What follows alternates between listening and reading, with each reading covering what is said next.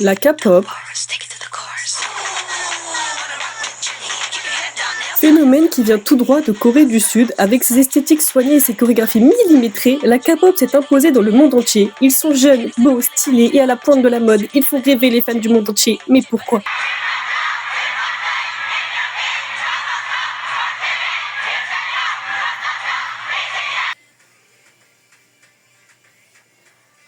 Ça c'est Wait on Me de Kai, c'est trop compliqué à faire.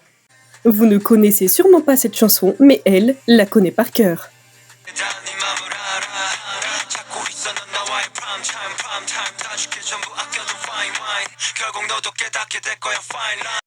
Gwen, 26 ans, fan de K-pop, et oui, il y en a de tous les âges. Passionnée, elle fait des vidéos sur internet.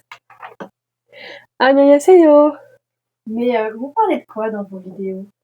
Et bah de tout. Tant que c'est de la K-pop, ouais, je parle de tout, en tout genre, que ce soit en format court ou en format long pour YouTube. Je parle vraiment, dès que c'est K-pop, je parle de tout. Je parle des comebacks, des groupes. Je parle aussi des scandales, évidemment. Vous alliez tourner, là ? Oui, là c'est une vidéo sur NCT. Donc j'ai pris toutes mes notes, elles sont là. NCT, c'est voilà, c'est pour ça que j'ai mis le t-shirt pour faire ma vidéo sur YouTube, parce que c'est l'un des groupes de K-pop les plus connus, mais depuis ces derniers temps, ils ont un peu perdu en popularité, et du coup, je voulais faire une vidéo pour parler de ça. Qu'est-ce qui vous plaît dans la K-pop ? Bah tout, franchement tout, la musique, le visuel, les performances, les chorégraphies, vraiment tout, vraiment tout est génial en fait dans la K-pop. Puis les paroles, ça remonte le moral, si on déprime, ça fait du bien. En effet, les paroles sont très importantes, moins de violence, de drogue et de sexualité.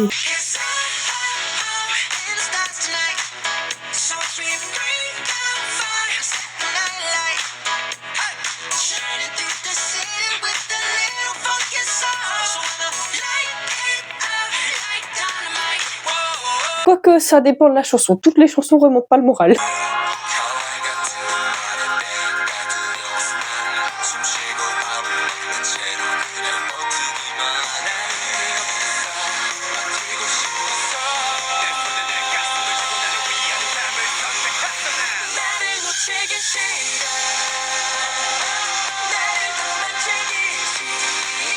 Après, la construction des chansons, c'est souvent la même recette. C'est pas toujours pareil, les chansons, attention, c'est pas toujours exactement pareil. Mais en soi, la construction des chansons, on sait que c'est la recette K-pop. En effet, la recette est toujours une introduction, puis une partie de rap ou une partie de chant. Puis ensuite arrive le pré-refrain, qui accompagne ensuite le refrain.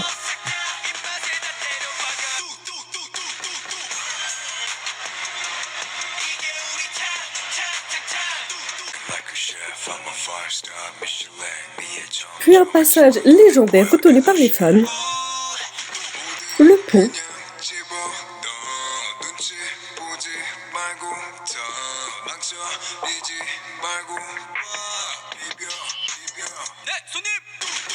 Et enfin, le final. La K-pop a commencé dans les années 90 et reprend les codes américains avec les boys bands, comme ici avec Seo Taiji and Boys en 92, avec l'un des membres qui fondera plus tard le label YG. Est-ce que vous pensez qu'on peut les comparer à des groupes occidentaux, tels que One Direction ou BTS ? Ça, c'est la question qui fâche tout le temps, mais franchement, ça n'a rien à voir. Vous écoutez une chanson de One Direction, une chanson de n'importe quel groupe de K-pop, il est où le rapport entre les deux ? Pour en revenir à l'histoire de la K-pop, les premiers groupes sont à partir de 1995, comme ici avec H.O.T. et leur chanson légendaire Candy, qui influence encore la jeune génération, comme ici avec NCT Dream. Puis d'autres groupes comme SCS, Chinois ou encore Super Junior, TVXQ, Big Bang, 21, Girl Generation et FX. Mais l'inventeur de la K-pop, c'est lui, Lee So-man, le fondateur de la SM Entertainment, qui a créé tous les codes de la K-pop, le système de trainee, donc d'apprentissage dans une agence avant de devenir un idol, puis les photocards qu'on retrouve également dans les albums. C'est lui qui a créé les premiers groupes et les groupes les plus légendaires, notamment Super Junior. Ou encore la soliste Boa surnommée la Britney coréenne. La mondialisation de la K-pop arrive dans les années 2000 avec TVXQ, Girl Generation, Big Bang, 21. Et puis en 2012, Psy et son célèbre Gangnam Style. Cette chanson qui parodie la K-pop n'est autre que le plus grand succès de toute la K-pop. Puis l'arrivée de EXO, GOT7, Monsta X, BTS, Blackpink et les réseaux sociaux. Chansons type TikTok, mais les groupes actuels, ATEEZ, The Boys, ITZY, Idol, aespa, Stray Kids, ou encore NCT. Puis en 2022, le plus grand groupe de K-pop, BTS, annonce faire une pause pour les services militaires et se retrouver musicalement. Puis une autre raison du succès de la K-pop sont les chorégraphies millimétrées à la perfection, incroyables, parfois très difficiles à recopier pour les fans, comme ici avec Trigger ou The Boys. Mais il y en a aussi très faciles, car les fans doivent aussi être capables de reproduire les chorégraphies, notamment sur TikTok. Une autre raison aussi, c'est les performances. C'est pas juste quelqu'un qui tient un micro comme dans la plupart des pays occidentaux, c'est un show. C'est quelque chose. Effectivement, les performances sont impressionnantes, comme ici avec Kingdom ou encore Kingdom.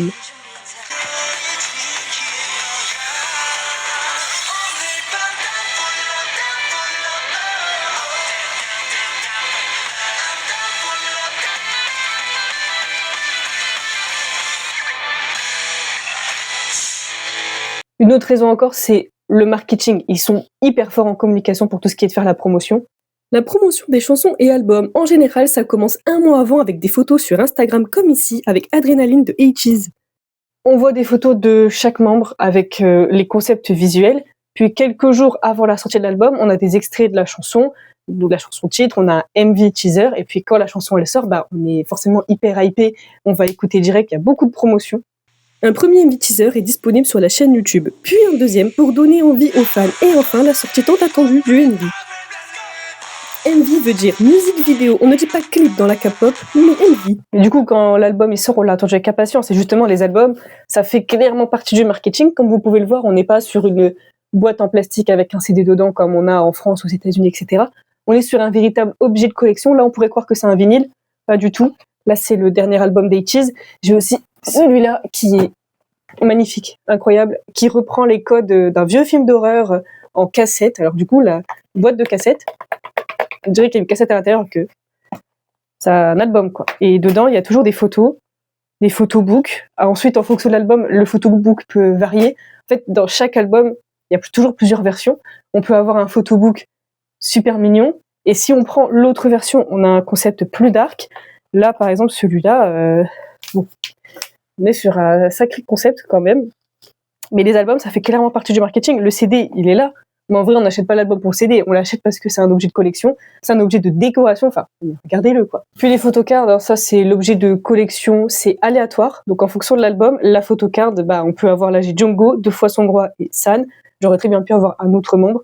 On choisit pas notre photocard, en fait, c'est vraiment, très aléatoire, j'en ai 2 du même membre, bon après c'est pas dérangeant, et puis les photocards, c'est de la collection, il y en a qui peuvent se vendre très cher, il y en a qui vont jusqu'à se vendre jusqu'à 1000 €, quoi. Donc on est sur des sacrés objets, et puis il y en a comme je les voulais, je les ai fait imprimer moi-même, on peut toujours les imprimer, les plastifier nous-mêmes, c'est pas pareil que d'avoir la surprise quand on ouvre l'album, puis ça fait partie du marketing. C'est l'une des raisons pour lesquelles on achète aussi les albums. Photocard, c'est un sacré business. C'est Tissoman qui implante les photocards dans l'album O de Girls' Generation en 2010. Véritable succès objet de collection, cela peut se vendre jusqu'à 1000 $, comme ici avec Yuki de Idol. Mais pour faire vendre encore plus de concepts différents, les agences ont plusieurs versions pour les albums, comme ici avec FML de Seventeen, disponibles en 13 versions différentes. Il y a donc beaucoup de fans qui achètent pour les photocards et ensuite jettent leurs albums dans la rue, comme ici avec NCT. Bien des albums. Une soixantaine, accumulés sur des années. J'écoute de la K-pop depuis 2018. Depuis 2020 que j'en achète. Après, il y en a qui m'ont été offerts. Pas beaucoup, c'est plus moi qui les ai achetés. Mais ouais, une bonne soixantaine. En vrai, ça va. Comparé à d'autres fans de K-pop qui, je pense, ils ont tous les albums qui existent. On est sur une bonne soixantaine pour moi. Côté sombre, ici, les membres de JYJ, anciens membres de TVXQ, ont porté plainte contre l'ASM à cause de contrats abusifs appelés les contrats d'esclaves. Ils ont porté plainte pour se débarrasser de leur contrat au bout de 7 ans d'activité avec TVXQ, ce qui a valu une loi obligatoire des contrats de K-pop qui dure 7 ans. Mais la Corée du Sud est également très populaire pour ses K-dramas, notamment sur Netflix, comme ici avec le drama True Beauty, venant tout droit d'un webtoon coréen. Souvent, ce sont des histoires d'amour. Vous pouvez voir Cha Eun-woo, également membre du groupe Astro, très populaire pour sa beauté. Beaucoup de personnes qui ne sont pas fans de K-pop peuvent être fans de K-drama et en regarder. Le plus populaire n'est autre que Squid Game, que nous avons tous vu. Le plus gros succès de la plateforme Netflix et le plus gros succès de tous les K-dramas.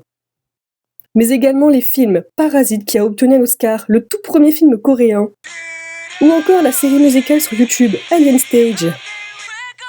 Mais aussi et bien évidemment K-pop Demon Hunter, film d'animation de l'année 2025 et notamment sa chanson Golden. Mais également la skincare coréenne qui fait des miracles sur la peau et transforme les visages, qui affole actuellement le monde entier. Faites la skincare à la coréenne?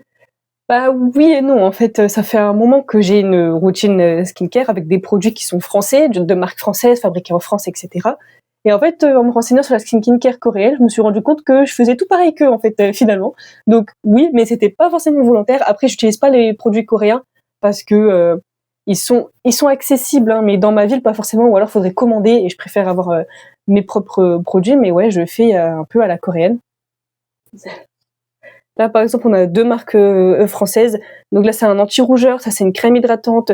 Il y a aussi de l'aloe vera, du sérum, contour des yeux, contour des lèvres. Bon, tout ça, c'est dans ma salle de bain et je l'ai fait ce matin et soir. Donc oui, c'est la skincare à la coréenne, mais c'était pas forcément mon but au départ. Mais les idoles ont forcément recours à la chirurgie esthétique, comme ici avec Nayeon de Twice ou encore Giselle de aespa, comme vous pouvez voir dans l'avant-après. Bah, en fait, ils font pas forcément tous de la chirurgie esthétique. Bon, en soi, ils en font, beaucoup d'entre eux en font, peut-être pas tous, en tout cas, on sait jamais qui a fait quelle opération. Mais en fait, c'est toujours très discret, en fait. Quand on regarde l'avant-après, chez les idoles, la différence, elle est pas flagrante. Enfin, ça dépend de certaines idoles, mais il y a beaucoup d'idoles, tu regardes l'avant-après, c'est pas forcément flagrant. Et puis, des fois, on regarde des avant-après, on nous montre des photos d'eux plus jeunes, où sur la photo, ils sont pas forcément mis en valeur. Et après, on nous montre une photo de maintenant où ils sont vachement mis en valeur. Donc forcément qu'il y a une différence, mais c'est un peu de la triche. Est-ce que la chirurgie est passée par là? Très certainement. Mais franchement, la différence, elle est pas flagrante, quoi. Enfin, on n'est pas sur les Kardashians où on a un avant-après beaucoup trop flagrant. Et le maquillage fait beaucoup. Évidemment, maquillé, pas maquillé, on n'a pas la même tête, bah c'est pareil pour eux. Donc, est-ce qu'il y a la chirurgie? Oui.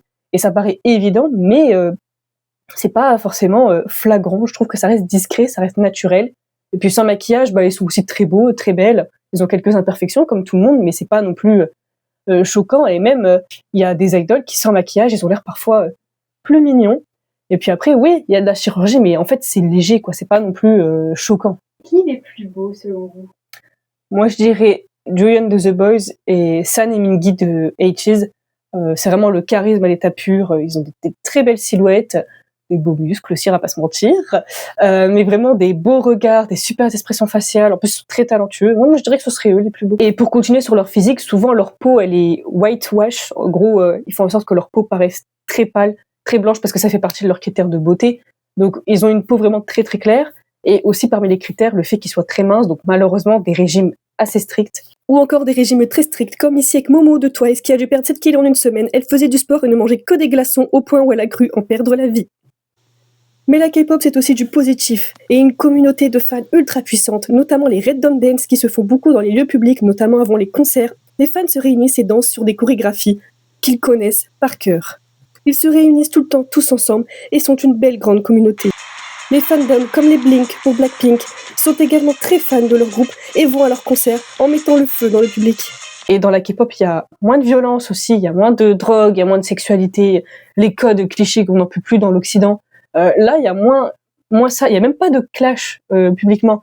Par exemple, dans le rap américain, le rap français ou même dans la télé-réalité, les influenceurs sur type Snapchat, etc., ils s'embrouillent, ils se clashent, il y a des dramas dans la K-pop, enfin, il n'y a pas ça. Du moins, pas publiquement. Ça se trouve, il y a des idoles qui se détestent, mais publiquement, on n'a jamais vu spécialement de gros clashs. Enfin, on a déjà vu quelques hauts et bas dans certains groupes, notamment AOA, mais voilà, on n'est pas non plus sur des gros clashs publics tous les 4 matins. Et puis, on est inspiré par eux parce qu'ils dansent très bien, ils chantent très bien, ils font du sport, donc ça donne envie d'avoir aussi une belle silhouette. Et puis moi, ça me permet de faire du contenu vidéo aussi qui me passionne énormément, en plus du montage qui est assez fun, qui est assez amusant, vu que j'aime les sujets. Donc j'adore faire les recherches pour mes vidéos, les tourner, les monter, j'adore parce que forcément c'est un sujet qui me passionne. Puis on fait des rencontres aussi, on discute avec d'autres fans. Quand j'ai été au concert de iKON en 2023, forcément j'ai rencontré des personnes qui étaient super, ça nous laisse des souvenirs exceptionnels. Franchement, bon, la qualité de mes vidéos du concert que je vous donnerai sont pas extraordinaires, mais bon, on fait ce qu'on a. Et c'est là qu'on peut se faire plein d'amis. En fait, la K-pop, c'est que du positif, quoi. Ça nous renforce l'esprit, le corps, ça nous donne une passion, ça nous occupe, sans violence, et en plus, on se fait des amis, donc c'est que de la joie, en fait, être fan de K-pop. En résumé, la K-pop, c'est des fans passionnés et des artistes extrêmement talentueux.